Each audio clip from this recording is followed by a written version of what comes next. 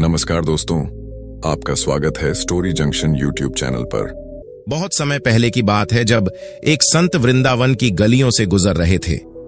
एक व्यक्ति ने एक महात्मा से पूछा, बाबा, मेरी समझ में यह नहीं आ रहा कि सभी लोग इन्हें जज साहब कहकर क्यों पुकारते हैं। इस पर महात्मा ने उत्तर दिया, बेटा, लोग इन्हें जज साहब इसलिए कहते हैं क्योंकि सन्यासी बनने से पहले ये एक जिले के जज हुआ करते थे। वास्तव में ये संत नाम के महापुरुष लोक अदालत में जज के पद पर कार्यरत थे और अदालत में बैठकर लोगों को न्याय दिया करते थे। यह बात आज से 20 साल पहले की है, जब ये जिला अदालत के जज थे। उसी जिले के एक छोटे से गांव में रघुनाथ नाम का एक सीधा सादा व्यक्ति रहता था। रघुनाथ श्री बांके बिहारी जी के सच्चे भक्त थे। उनकी भगवान में अटूट आस्था थी। अगर कभी कोई घटना घट जाती और लोग उनसे पूछते, भोले भैया यह काम कैसे हुआ, तो वे कहते, भैया मुझे नहीं मालूम, यह तो बिहारी जी ही जानते हैं। अगर कभी कोई उलझन सामने आ जाती और लोग उनसे सलाह मांगते तो भी रघुनाथ जी यही कहते, भैया मुझे नहीं पता, यह बात तो बिहारी जी ही जानते हैं। उनका ऐसा जवाब हमेशा होता। उनके भोलेपन और ईश्वर के प्रति पूर्ण समर्पण के कारण गांव वाले उन्हें उनके असली नाम से नहीं बल्कि भोले भैया कहकर पुकारते थे। रघुनाथ जी रोजाना श्री बांके बिहारी जी के मंदिर जाते और वहां सेवा करते। एक दिन उनकी पत्नी ने उनसे कहा, पिया जी, हमारी बिटिया अब सयानी हो गई है और विवाह योग्य हो चुकी है। आप जल्दी से कोई अच्छा घरवर देखकर इसकी शादी कर दीजिए। इस पर रघुनाथ जी बोले, हो जाएगी प्रिय, तुम क्यों चिंता करती हो।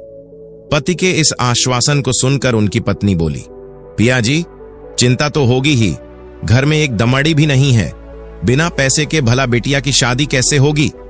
पत्नी की यह बात सुनकर रघुनाथ जी मुस्कुराए और बोले, भद्रे, तुम क्यों चिंता करती हो, बिहारी जी सब ठीक करेंगे। बिहारी जी चाहेंगे तो सब कुछ अच्छे से ही होगा। इतना कहकर रघुनाथ जी बिहारी जी के मंदिर चले गए। बिटिया के लिए लड़का देखा गया और शादी का दिन निश्चित हुआ। जब बारात आने में केवल 10 दिन शेष रह गए तो रघुनाथ जी की पत्नी ने फिर से अपने पति से कहा, पिया जी, बिटिया की शादी में अब ज्यादा समय नहीं बचा और अभी तक आपने पैसों का कोई इंतजाम नहीं किया है। पिया जी, अब आपको पैसों का इंतजाम कर लेना चाहिए, नहीं तो हमारी बड़ी बदनामी होगी। पत्नी की बात सुनकर रघुनाथ जी गांव के साहूकार के घर की ओर चल दिए। साहूकार के घर पहुंचकर उन्होंने उसे प्रणाम किया। जब साहूकार ने उनके आने का कारण पूछा तो उन्होंने बड़ी सादगी से कहा, साहूकार जी, मेरी बिटिया की शादी है और मुझे कुछ पैसों की आवश्यकता है। यदि आप मुझे कुछ पैसे उधार दे देंगे तो मैं कुछ समय बाद सूद समेत आपको पैसा वापस लौटा दूंगा। साहूकार ने रघुनाथ जी को पैसे दिए और अपने बही खाते में उस दिन की तारीख और दिए गए पैसे दर्ज कर लिए।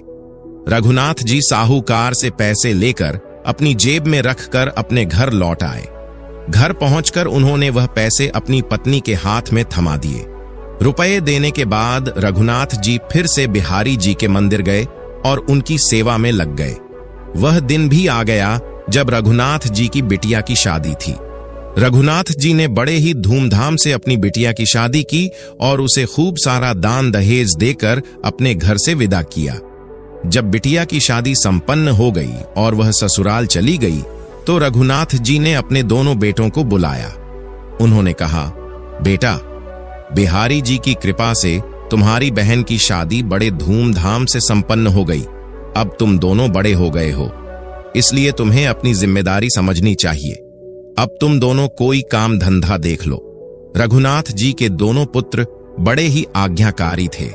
जब उन्होंने अपने पिता की बात सुनी तो बड़ा बेटा बोला, पिताजी, हम दोनों भाई कल ही शहर चले जाएंगे और वहां कोई काम धंधा ढूंढेंगे। बेटों की बात सुनकर रघुनाथ जी बहुत खुश हुए और उन्हें आशीर्वाद देकर फिर बिहारी जी के मंदिर चले गए। रघुनाथ जी के दोनों पुत्र बड़े ही होनहार थे। वे शहर गए और वहां जाकर खूब मेहनत की। लगभग 6 महीने के बाद रघुनाथ जी के दोनों बेटे घर लौट आए। वे शहर से काफी धन लेकर आए थे। घर पहुंचकर दोनों बेटों ने अपने पिताजी रघुनाथ जी को बुलाया और कहा, पिताजी, जो आपने साहूकार से पैसे उधार लिए थे वह पैसे आप ब्याज सहित साहूकार को वापस कर दीजिए। हमने शहर में मेहनत से वे पैसे कमा लिए हैं। पुत्रों की बात सुनकर रघुनाथ जी ने उनसे पैसे लिए और साहूकार के घर की ओर चल दिए। साहूकार के घर जाते समय रास्ते में श्री बांके बिहारी जी का मंदिर था।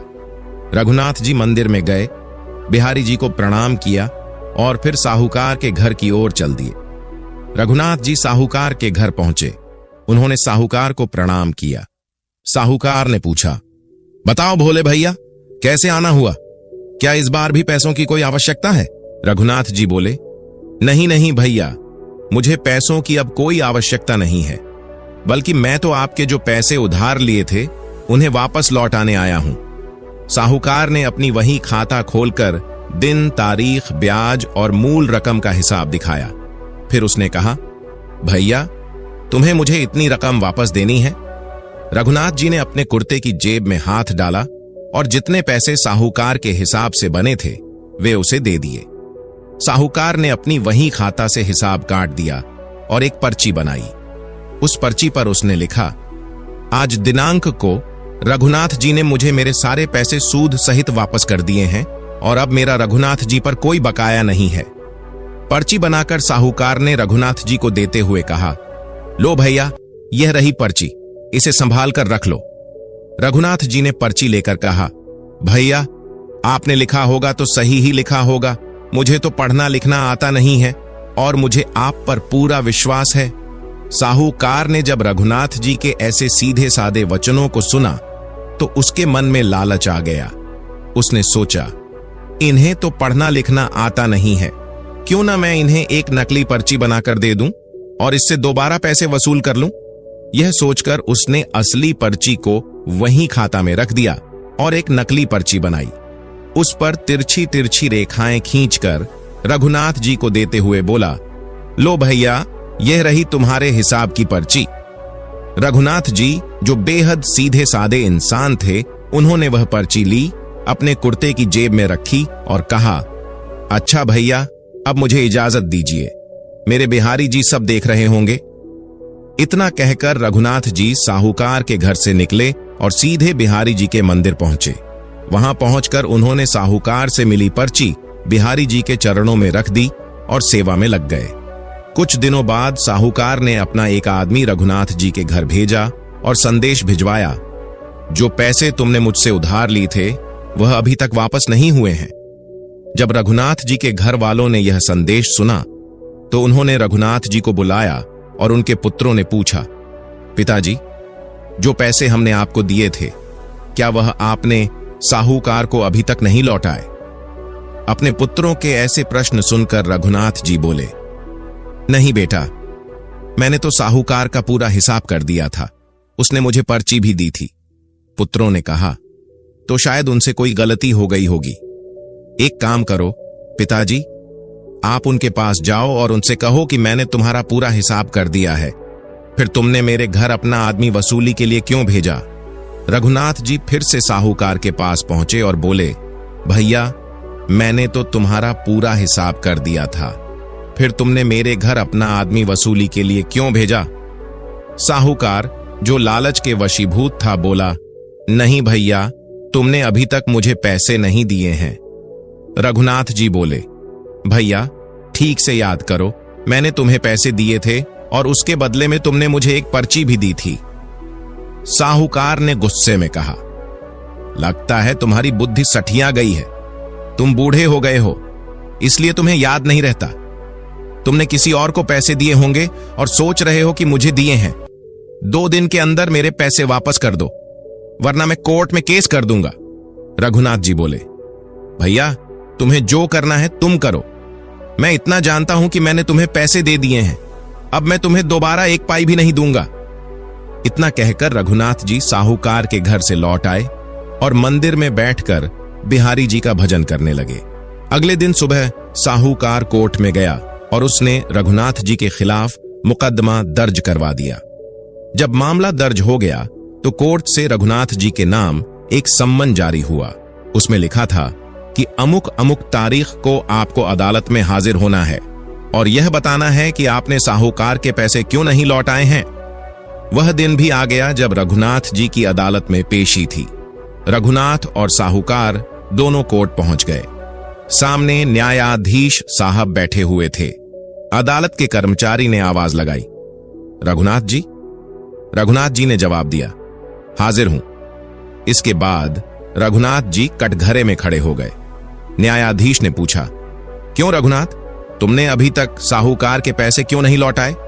रघुनाथ जी बोले, जज साहब, मैंने तो इनका पूरा हिसाब कर दिया था, पता नहीं ये मुझ पर बेवजह इल्जाम क्यों लगा रहे हैं। न्यायाधीश ने पूछा, रघुनाथ जी, जब तुमने साहूकार को पैसे लौटाए थे तो क्या तुमने उससे कोई सबूत लिया था? रघुनाथ बोले, जी हुजूर, जब मैंने इन्हें पैसे लौटाए थे तो इन्होंने मुझे सबूत के तौर पर एक पर्ची दी थी। न्यायाधीश ने कहा, वो पर्ची कहां है? क्या तुम वो पर्ची मुझे दिखा सकते हो?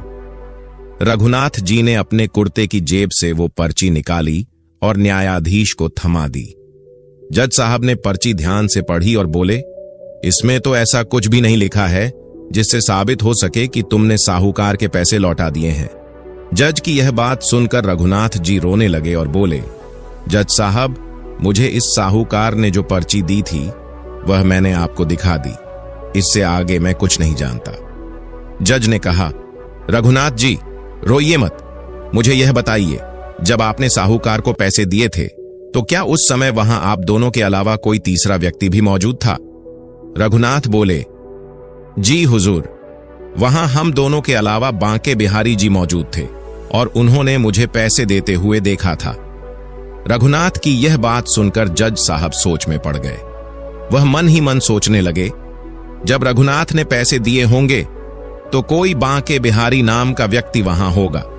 लेकिन जज साहब को यह नहीं पता था कि रघुनाथ जी जिस बांके बिहारी के बारे में बात कर रहे हैं वह तो त्रिलोक के स्वामी और सबके पालनहार हैं। इसके बाद जज ने बांके बिहारी जी के नाम का वारंट जारी किया और अदालत में मौजूद सिपाहियों से कहा, यह वारंट लेकर रघुनाथ के गांव जाओ और बांके बिहारी को यहां हाजिर होने का आदेश दो।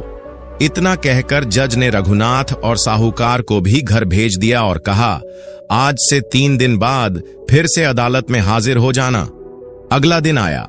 सिपाही वारंट लेकर रघुनाथ के गांव पहुंचा और बांके बिहारी नाम के व्यक्ति को ढूंढने लगा। सुबह से दोपहर हो गई, लेकिन पूरे गांव में बांके बिहारी नाम का कोई व्यक्ति नहीं मिला। सिपाही जब गांव के बाहर पहुंचा तो उसे एक बच्चा आता हुआ दिखाई दिया। सिपाही उस बच्चे के पास गया और पूछा, बेटा, बांके बिहारी जी का घर कहां है? बच्चे ने मंदिर की ओर इशारा करते हुए कहा, ताऊ जी, वो देखिए मंदिर, वहीं रहते हैं बिहारी जी। बच्चे की बात सुनकर सिपाही सोचने लगा, शायद कोई मंदिर का पुजारी होगा जिसका नाम बांके बिहारी है। फिर सिपाही मंदिर के गेट पर पहुंचा और दरवाजे पर दस्तक देते हुए बोला, क्या कोई अंदर है? मंदिर का पुजारी बाहर आया और हाथ जोड़ते हुए बोला, साहब, क्या बात है, आप यहां किसे ढूंढ रहे हैं? पुजारी की बात सुनकर सिपाही बोला, क्या बांके बिहारी जी यहीं रहते हैं? पुजारी ने उत्तर दिया, जी हुजूर, बांके बिहारी यहीं रहते हैं। सिपाही ने गंभीरता से पूछा, आप कौन? पुजारी ने विनम्रता पूर्वक कहा, साहब, मैं बांके बिहारी जी का सेवक हूं। यह सुनते ही सिपाही ने अपने थैले में हाथ डाला और बांके बिहारी जी का वारंट निकाला। उसने पुजारी को देते हुए कहा, यह तुम्हारे मालिक बांके बिहारी जी के लिए कोर्ट का वारंट है, इस पर अपने हस्ताक्षर कर दीजिए। पुजारी ने बिना कुछ सोचे उस पर्चे पर हस्ताक्षर कर दिए। हस्ताक्षर करने के बाद वह सिपाही से कुछ पूछने ही वाला था कि सिपाही जल्दी में था। उसने पर्चा लिया, अपनी जेब में रखा और तुरंत साइकिल पर सवार होकर वहां से चला गया। पुजारी सोचने लगा, बांके बिहारी जी के नाम का वारंट, आखिर कोर्ट ने यह वारंट क्यों भेजा है? जैसे ही पुजारी ने वारंट खोला और पढ़ा, उसे पता चला कि यह वारंट रघुनाथ जी के कारण ही कोर्ट ने बांके बिहारी जी को भेजा है। वारंट पढ़ने के बाद उसने उसे बिहारी जी की मूर्ति के चरणों में रखा और मूर्ति के सामने हाथ जोड़कर प्रार्थना करने लगा। पुजारी बोला, प्रभु, आपके भक्तों ने आप पर विश्वास करके आपकी गवाही के लिए कोर्ट से वारंट जारी कराया है। प्रभु, मेरी भी यही प्रार्थना है कि आपके उस भोले भाले भक्त रघुनाथ का विश्वास न टूटे। वह इतना सीधा सादा है कि उसे यह भी झांत नहीं कि पत्थर की मूर्तियां किसी की गवाही नहीं देती। प्रभु, कोई ऐसा चमत्कार जरूर करना जिससे उसके विश्वास की लाज बच जाए। इतना कहकर पुजारी ने वारंट बिहारी जी के चरणों में समर्पित कर दिया और वहां से चला गया। अगले दिन पुजारी ने सुबह बिहारी जी की मूर्ति का स्नान कराया। स्नान के बाद उसने मूर्ति के सामने कई वस्त्र रख दिए। हाथ जोड़कर पुजारी प्रार्थना करने लगा, भगवान, आपके सामने मैंने ये वस्त्र रखे हैं, आपको जो पसंद हो वो पहन लेना, लेकिन अपने उस भोले भक्त की गवाही देने कोर्ट जरूर जाना। यह कहकर वह पुजारी मंदिर से बाहर चला गया। जब कोर्ट जाने का समय हुआ तो रघुनाथ सबसे पहले बिहारी जी के मंदिर गया। उसने बिहारी जी को प्रणाम किया और प्रार्थना करने लगा, प्रभु, आपको पता है कि मैंने साहूकार से जो पैसे लिए थे वो लौटा दिए और उसका हिसाब भी कर दिया, लेकिन अब वह मुझ पर झूठा इल्जाम लगा रहा है। अदालत में वह मुझे बेईमान सिद्ध करना चाहता है। प्रभु, आप कोर्ट में जरूर आना और जज को सच सच बता देना। यह कहकर रघुनाथ ने बिहारी जी की मूर्ति को प्रणाम किया और फिर कोर्ट के लिए चल दिया। कुछ समय बाद वह कोर्ट पहुंच गया। जज साहब अपनी कुर्सी पर बैठे थे। उन्होंने रघुनाथ से कहा, रघुनाथ जी, आपके गवाह बांके बिहारी कहां हैं? रघुनाथ ने उत्तर दिया, हुजूर, वो आते ही होंगे। बांके बिहारी जी की गवाही जज साहब ने अपने अर्दली से कहा, बांके बिहारी जी को बुलाओ। अर्दली ने जोर से आवाज लगाई, बांके बिहारी हाजिर हों। पहली और दूसरी बार किसी ने जवाब नहीं दिया। जब उसने तीसरी बार आवाज लगाई, बांके बिहारी हाजिर हों, तभी पीछे से एक गंभीर और तेज आवाज आई, जी जज साहब, मैं आ चुका हूं। यह आवाज सुनते ही साहूकार चौंक गया और सोचने लगा, जब रघुनाथ ने मुझे पैसे लौटाए थे तब वहां कोई नहीं था, तो यह बुजुर्ग कहां से आ गया? जज साहब ने भी इस आवाज की ओर ध्यान दिया।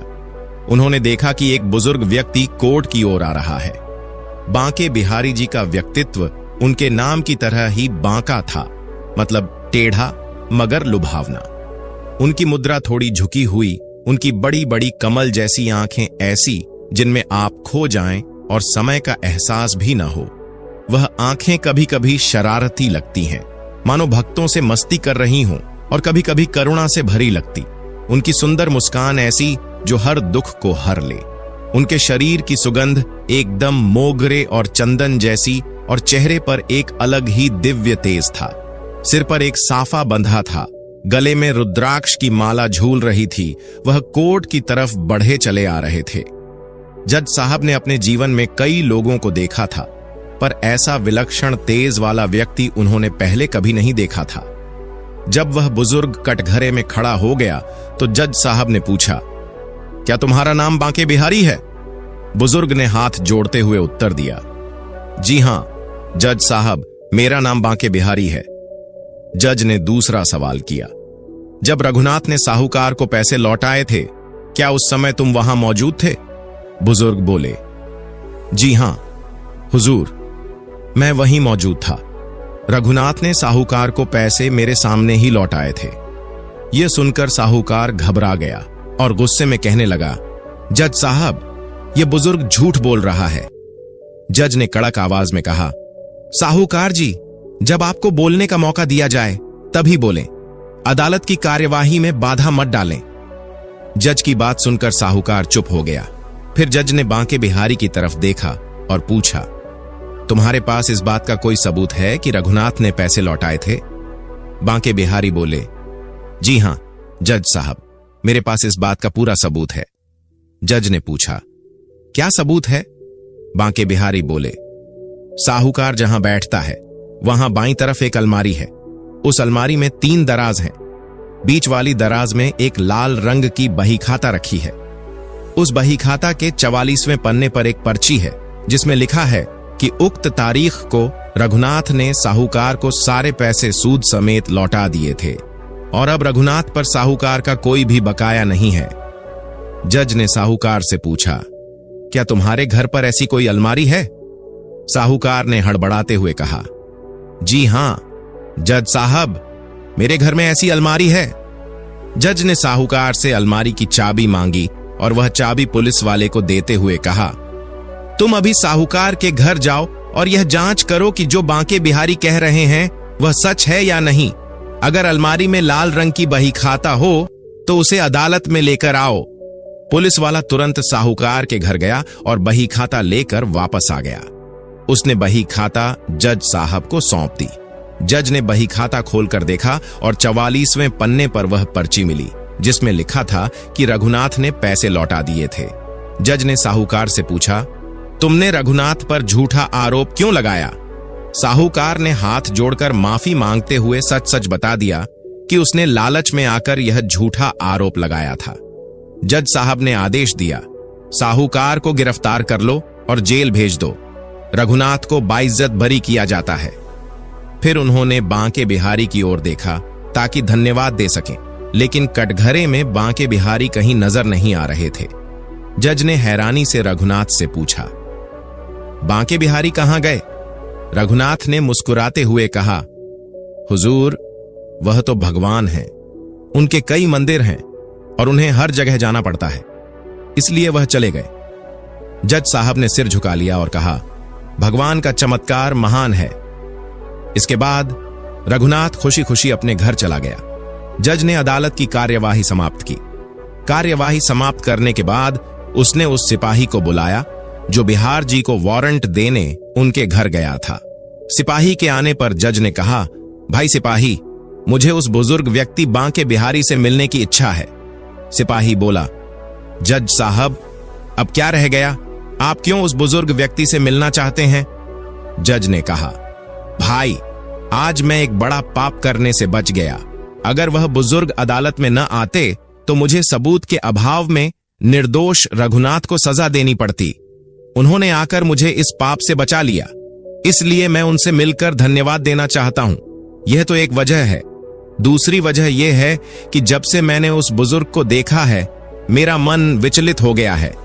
जज साहब की बात सुनकर सिपाही बोला, साहब, बात तो आप सही कह रहे हैं। मैंने भी अदालत में बहुत से गवाह देखे हैं, लेकिन आज जो गवाह गवाही देने आया था उसके जैसा मैंने पहले कभी नहीं देखा। जज बोले, भाई, अब ज्यादा देर मत करो और मुझे उन बुजुर्ग के पास ले चलो। इस प्रकार जज और सिपाही वहां चल दिए जहां बांके बिहारी का मंदिर था। जब वे मंदिर पहुंचे और दोनों ने मंदिर में प्रवेश किया तो जज और सिपाही दोनों ही हैरान रह गए, क्योंकि मंदिर में जो मूर्ति थी उसकी छवि और जो आज अदालत में गवाही देने आए बुजुर्ग की छवि थी वह एक समान थी। यह देखकर जज हैरत में पड़ गए। उन्होंने सिपाही से पूछा, तुमने वारंट कैसे दिया था? सिपाही बोला, मैंने तो वारंट उनके नौकर को दिया था। जब मैंने नौकर से पूछा था कि बिहार जी के तुम कौन हो, तो उसने मुझे बताया था कि मैं बिहार जी का सेवक हूं। जज ने सिपाही से कहा, अब कहां होंगे वो बिहार जी के सेवक? सिपाही बोला, हुजूर, आप यहीं बैठिए, मैं अभी उन्हें ढूंढकर और बुलाकर लाता हूं। ऐसा कहकर सिपाही मंदिर परिसर के अंदर चला गया और पुजारी जी को ढूंढने लगा। कुछ समय बाद सिपाही पुजारी को लेकर जज के सामने आ गया। जज साहब ने पूछा, आप बिहार जी के कौन हैं? पुजारी बोला, हुजूर, मैं तो उनका सेवक हूं। जज साहब बोले, कहां हैं तुम्हारे मालिक? मैं उनसे मिलना चाहता हूं। पुजारी ने मूर्ति की तरफ इशारा करते हुए कहा, हुजूर, आपके सामने ही तो हैं हमारे मालिक। यह जो मूर्ति आप देख रहे हैं यही हमारे आराध्य श्री कृष्णा बांके बिहारी जी हैं। जब जज ने पुजारी के ऐसे वचन सुने तो वह सब कुछ समझ गए। उन्हें यह एहसास हो चुका था कि आज उनकी अदालत में कोई और नहीं बल्कि स्वयं भगवान श्री कृष्ण बांके बिहारी जी अपने भक्त रघुनाथ की गवाही देने के लिए आए थे। यह जानकर जज ने अपनी नौकरी और सब कुछ छोड़ दिया और वृंदावन की राह पकड़ ली।